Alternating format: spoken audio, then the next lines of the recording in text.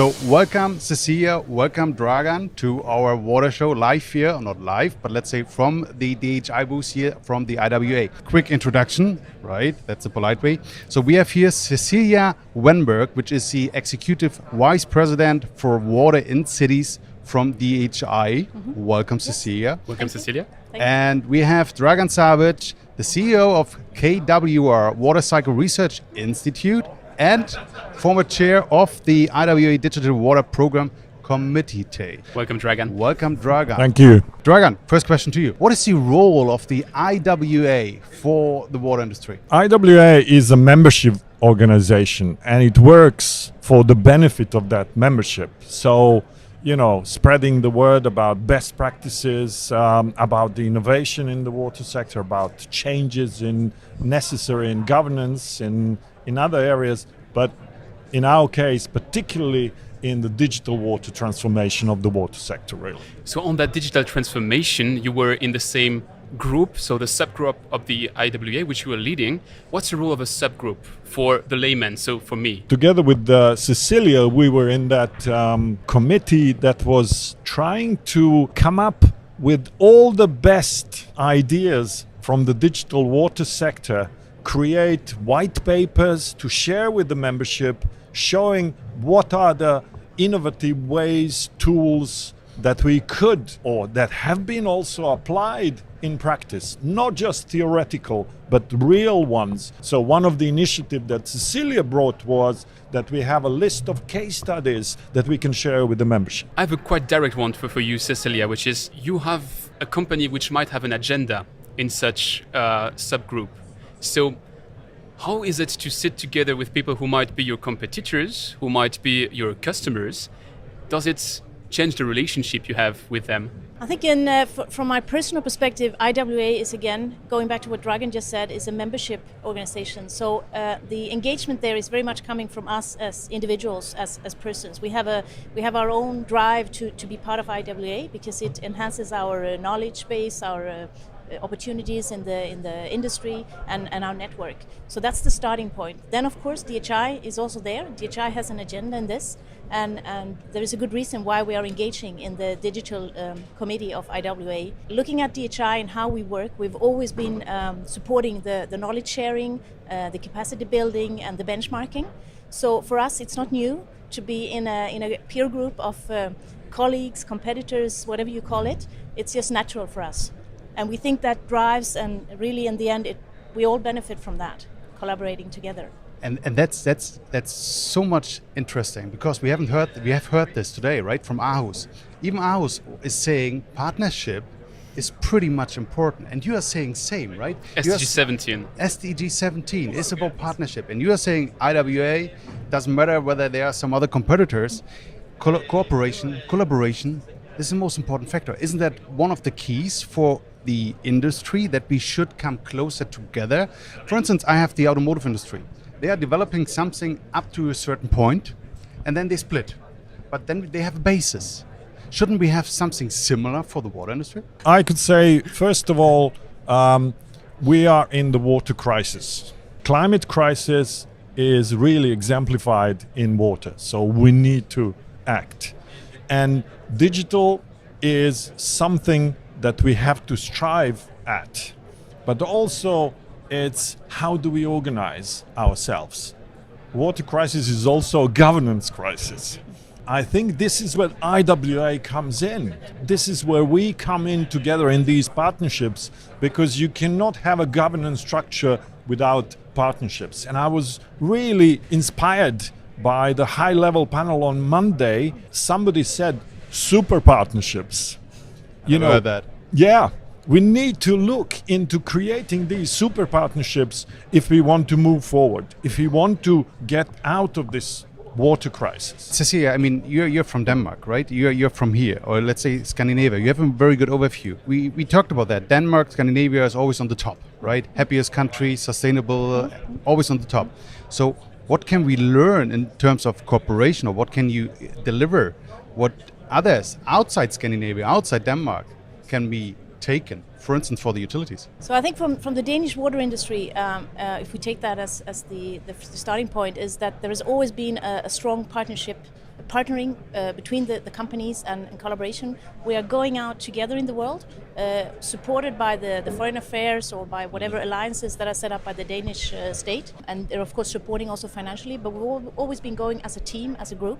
And then once the details come in, we manage it maybe separately, but we go as a team and we are strong as a team. That is a good learning, I think, overcoming the potential differences that we have or different opinions. There's another thing I wanted to connect to what Dragan said, is that also came up in one of the keynotes. I think it was one of the keynotes on Monday, is that again, with where we are today with the water crisis, partnerships are crucial and they need to go beyond the water industry. The water industry cannot solve this alone.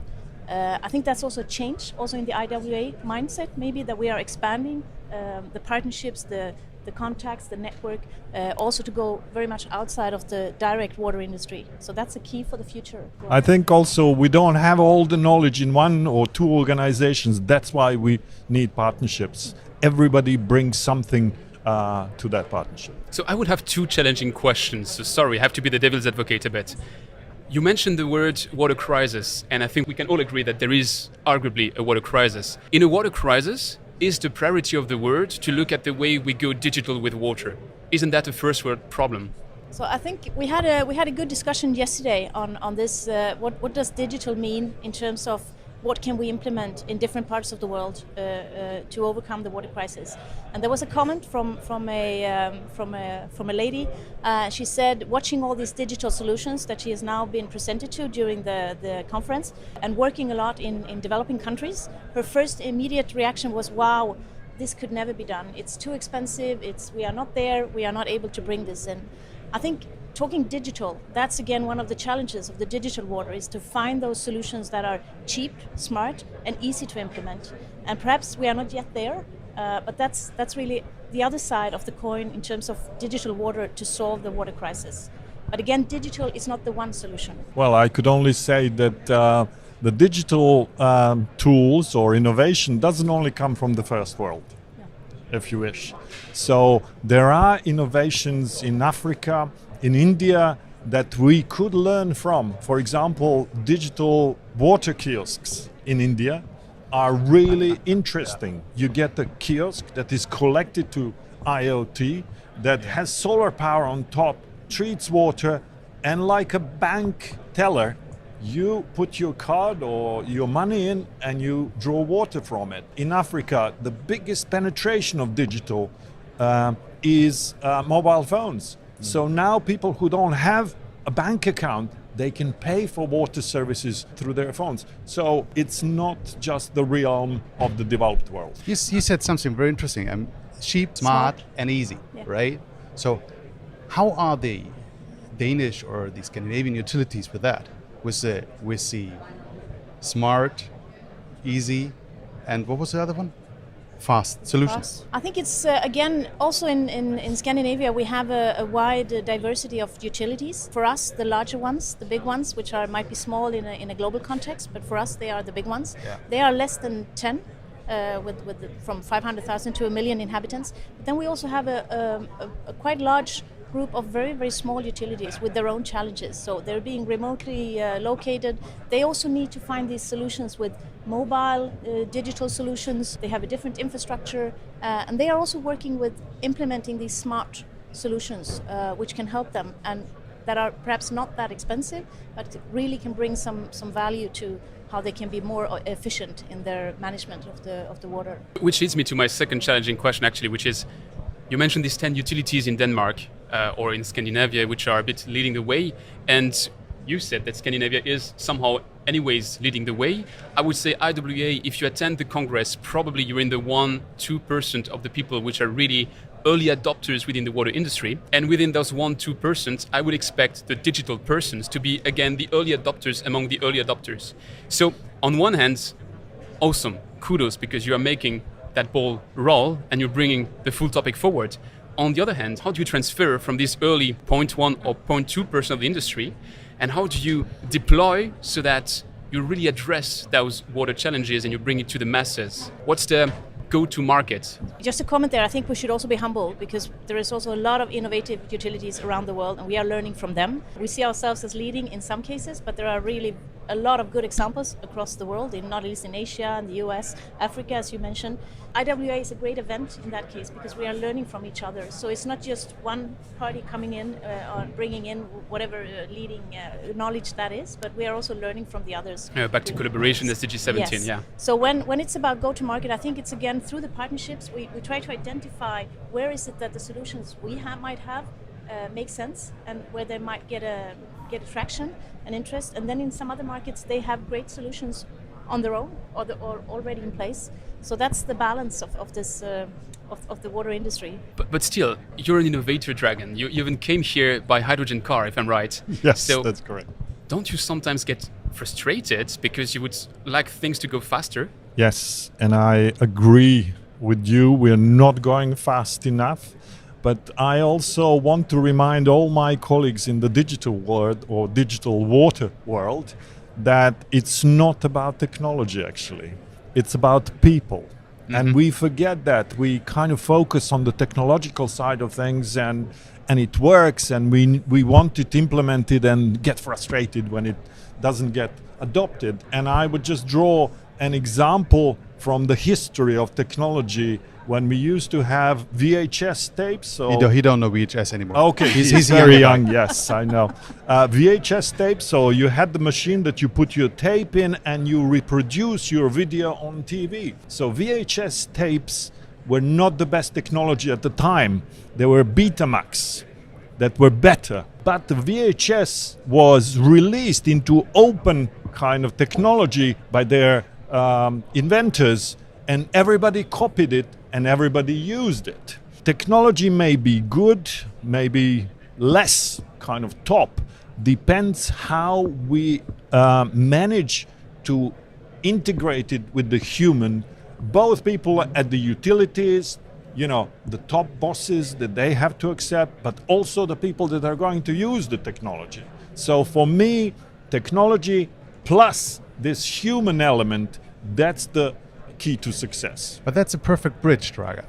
I mean, we all know, let's say if I am a supplier, technology supplier, or whatever, I have developed something new, something fancy, which is better than the, well, dominant market player, call it this way. And the end goal is to bring it to the utility or to the industrial end client, right? If I am having something really cool, which is better than the market, how can I come to the people from the utilities, which each and every technology supplier is struggling with, because they are fighting in windmills against the dominant players, again, people who, let's say, have a closed mindset, call it this way. So how can I, as a technology supplier, if I have something really fancy, IOW, something with artificial intelligence, something like that, if I'm really coming to the market, how can I reach out to the utilities? I can give you an example. In the Netherlands and Flanders, we have joint research program with these organizations. Partnerships again. You know, they come together, they bring their investment, and then together we get the results of that investigation, of that research. Going alone, the big boys can do that. But the smaller, you know, inventive organizations, startups, they have to look into partnerships. That's the only way. Do you would agree with that? Because you have the experience from the industry as well. I mean, yes, you're serving the industry. The way there's also a growing opportunity with innovation, let's say tendering and prospecting, which is happening also in the water industry and not least within the utilities. So they are seeing the opportunity to use this as a way to again engage partners. So it's not just one provider, but several providers in testing and innovating around possibly new technology. And that's where a provider like DHI can come in. We can bring in what we have and we kind of explore it and develop it in a partnership context again, getting a lot of good feedback, and that's how we can improve the technology. So the utilities are also becoming very innovative in that sense, and they are finding ways to finance the innovation. Oisvan was also mentioning that in the speech by Klaus Holmen yesterday. You mentioned a couple of keynotes. You mentioned that speech just now seconds ago. If you had to take one single take-home message from this congress in Copenhagen, what would it be for each of you? Just one. Yes, just one, only one. Well, I put down a note yesterday, and that was partnerships. That was really what I wrote down from one of the keys. That was partnerships. Again, partnership. That's the one I would take home. Maybe it's the easy personally. one, but it's really the one. I was going through my notes, and that's really one of the key that I put down. Dragan? Well, that one is taken now, so I have to come up with a different one. And I would say that water security is multidimensional and enduring human goal, and for me, that equates to SDG 6. And that water security cannot be achieved without us getting together both this partnership human side of things and technological side of things. You mentioned SDG 6, we've talked about SDG 17. That full event was a bit revolving around the SDGs, and what I liked personally is to see it was not focused on SDG 6. It was really broader than that, and to say water is integral to end poverty, having sustainable cities, and so far and so on. So that is a message as well, which we don't see every day. I mean, we always hear water industries about SDG 6. Absolutely, I fully agree. Fully agree. I mean, as we heard the first time from ours that they are saying number 17, I was really surprised. And you are saying same. You are saying key message, partnership, partnership, partnership, partnership. So pretty interesting. One final question. Are you happy, Cecilia? I'm very happy. Because you're living in the happiest country of the world. You must be happy, right? So I have a small secret for you. You know, Okay, tell me. I'm actually Swedish. But okay, but it belongs So, to... but we are not as happy as the Danes. But when I'm in Denmark, I'm very happy. Okay, finally, I have a challenge for you guys. We have water here from Norway, we have from Sweden, from your home country, and from Denmark. And you as experts, you have to figure out which one has the lowest hardness. Are you in? The lowest hardness. Hardness, okay.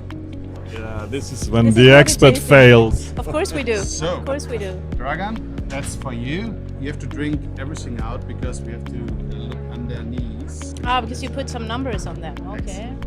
Lowest hardness, so that is a challenge. So if you have to jump out from your next panel, people will know why. It's because we forced you to just drink a stupid amount of water. Yes. It's very chill now. You know that? So what is the prize you can win, Antoine? My deepest admiration, honestly. So you're saying But this you're one? looking for the less one, right? Less one. So I will lowest? take that Lowest? one. Yes. Björn, the results? Dragan? Oh, that's the hardest one. That was the water from Denmark. Hardness 15. Okay. Okay. So, let's see. Cecilia. Oh, in the middle. You have chosen Sweden with a hardness of 5. So the Norwegian one was the one. Exactly. Yes. They had a hardness of 2. Thank you, Cecilia. Thank you, Dragan. Thanks a for lot. stopping by, for being part of our show, for answering the question. Thanks a lot, and we are really looking forward seeing you soon.